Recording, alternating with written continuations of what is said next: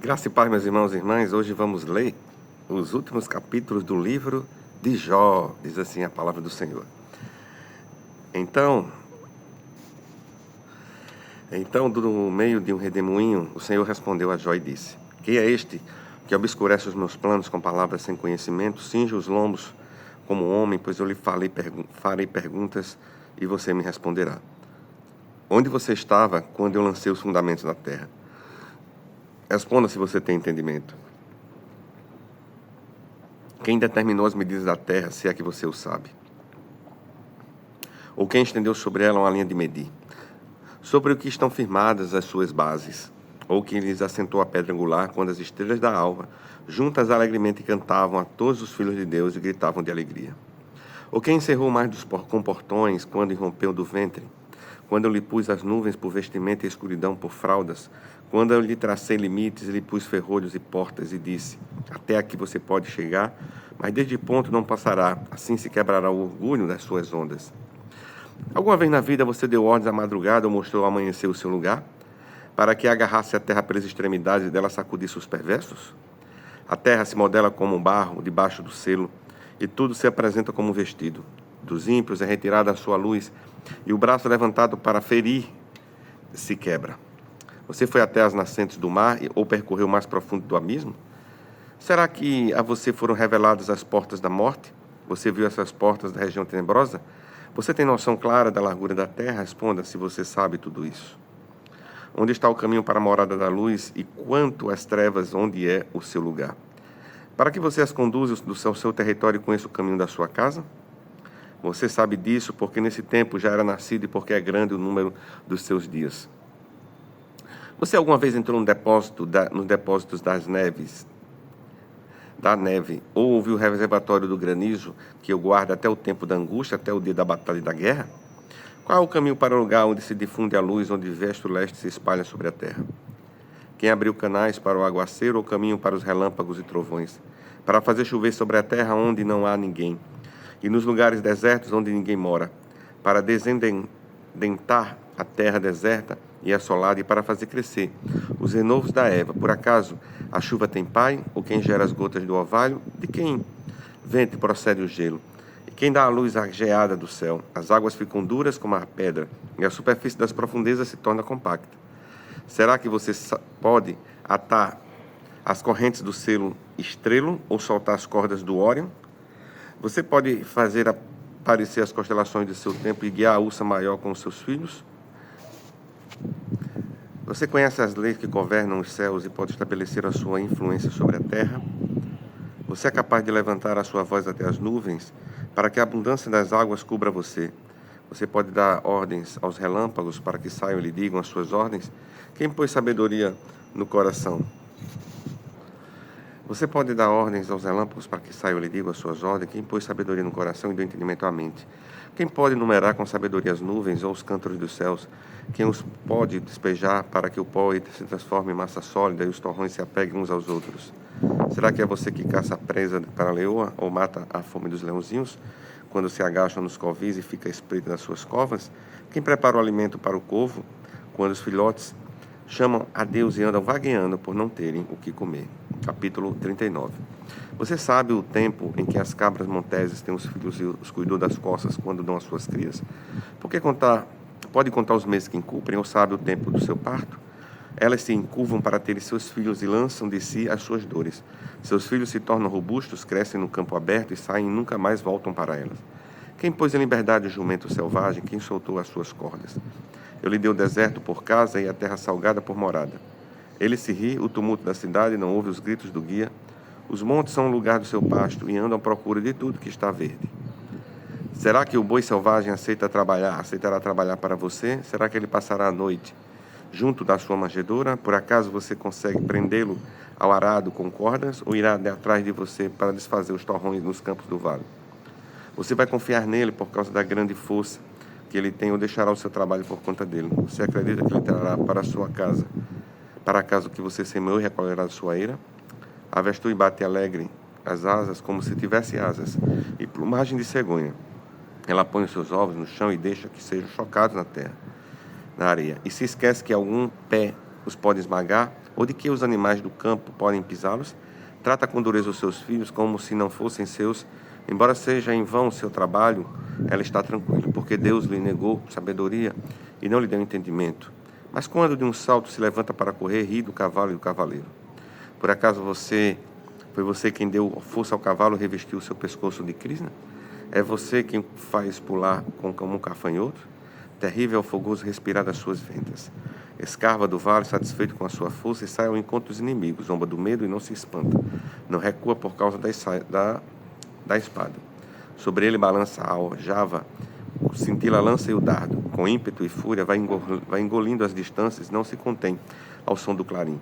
A cada toque do clarim, ele diz, avante.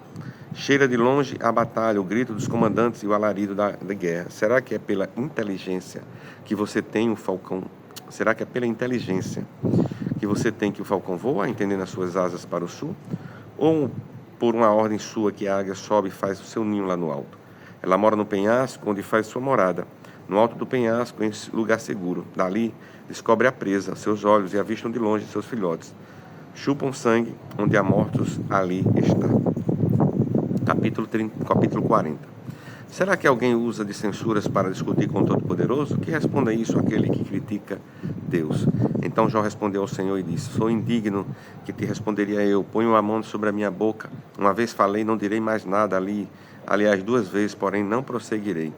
Então o Senhor, do meio de um redemoinho, respondeu a Jó e disse, cinge os lombos como homem, pois eu lhe farei perguntas e você me responderá. Será que você está querendo anular as minhas justiças ou me condenará para justificar? Você tem um braço tão forte como o braço de Deus? Você pode trovejar como a voz que ele troveja? Adorne-se então de excelência e grandeza e vista-se de majestade e glória. Derrame as torrentes da sua ira, olhe para os orgulhosos e humilhos. Sim, olhe para eles e humilhe-os. Esmague os ímpios no lugar onde estiverem. Cubra-os todos no pó, prenda todos eles no sepulcro. Então também eu confessaria a seu respeito, que a sua mão direita lhe dá vitória. Contemple agora o behemote que eu criei junto com você, que come capim como boi. A força dele está nos seus sonhos, nos seus lombos, e o seu poder nos músculos do seu ventre. Ele endurece a sua cauda como cedro, os tendões das suas coxas estão entretecidos, os seus ossos são como tubos de bronze, as suas penas são como barras de ferro. Ela é obra-prima dos feitos de Deus, aquele que o fez, o proveu de espada, na verdade. Os montes lhe produzem pasto, onde todos os animais selvagens se divertem. Deita-se debaixo das árvores de lótus e no esconderijo da lama, nos meios dos juncos. As árvores de lótus cobrem com a sua sombra, os salgueiros do ribeiro rodeiam. Se o rio transborda e não se apressa, fica tranquilo mesmo que o Jordão se levante até a sua boca. Será que alguém pode apanhá-lo quando ele está olhando ou lhe meter um laço no nariz? Capítulo 41. Você é capaz de pescar um monstro leviatã com um anzol e prender a sua língua com uma corda? Você consegue passar uma vara de junco pelo nariz dele ou furar o queixo dele com um gancho? Por acaso ele lhe falar muitas súplicas ou lhe falará brandas? Será que ele fará um acordo com você para que seja seu escravo para sempre? Será que você vai brincar com ele como se fosse um passarinho e irá prendê-lo como uma corda? Para dar às suas meninas, será que os seus sócios o colocarão à venda? Ou irão reparti-lo entre os negociantes? Você consegue encher de arpões a pele dele? Ou cravar a fisga de pesca na sua cabeça? Põe a mão sobre ele, você se lembrará da luta e nunca mais repetirá o gesto. Eis que a gente se engana, na esperança que tem, não é fato que alguém cairá por terra só em vê-lo? Ninguém é tão ousado que se atreva a despertá-lo. Quem então será capaz de erguer diante de mim? Quem primeiro deu algo a mim para que eu tenha de retribuir-lhe? Pois o que está debaixo de todos os céus é meu. Não me calarei a respeito das pernas do Leviatã, nem da sua grande força, nem da graça da sua compostura. Quem poderá tirar a capa do seu dorso, ou lhe penetrará a dupla couraça? Quem abriria as portas de sua boca? Pois em roda dos seus dentes está um terror.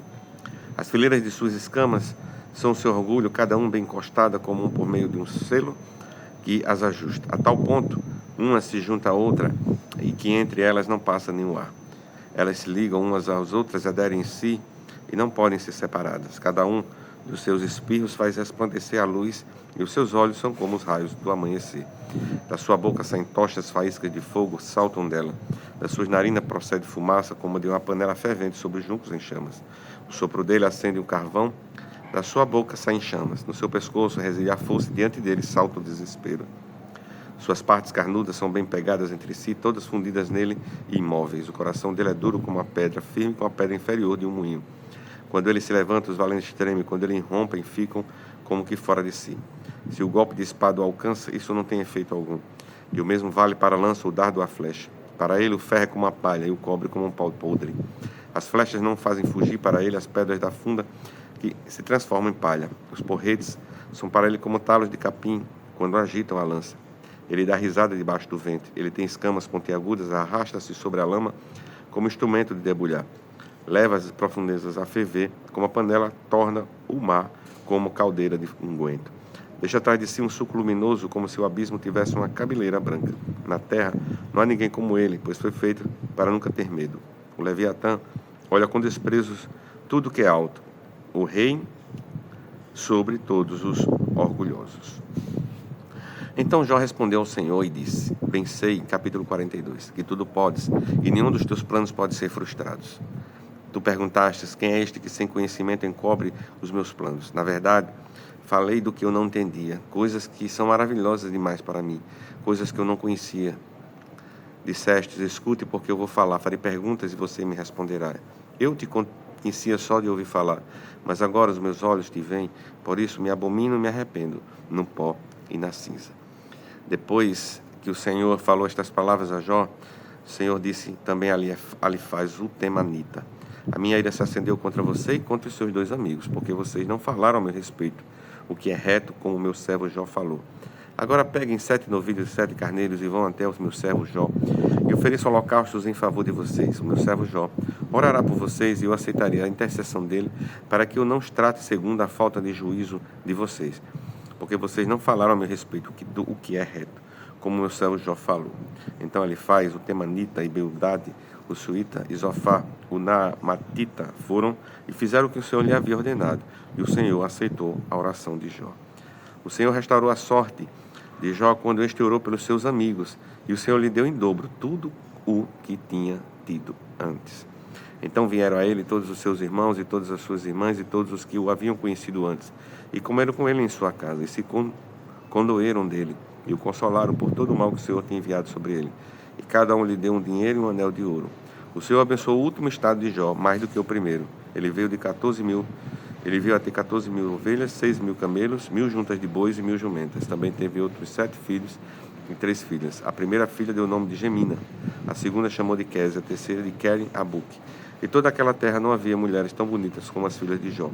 E seu pai lhes deu herança entre seus irmãos. Depois disto, Jó viveu mais 140 anos, e viu seus filhos e os filhos de seus filhos até a 4ª geração. Assim Jó morreu após uma longa velhice. E assim concluímos o livro de Jó. Deus nos abençoe. Pastora Daína.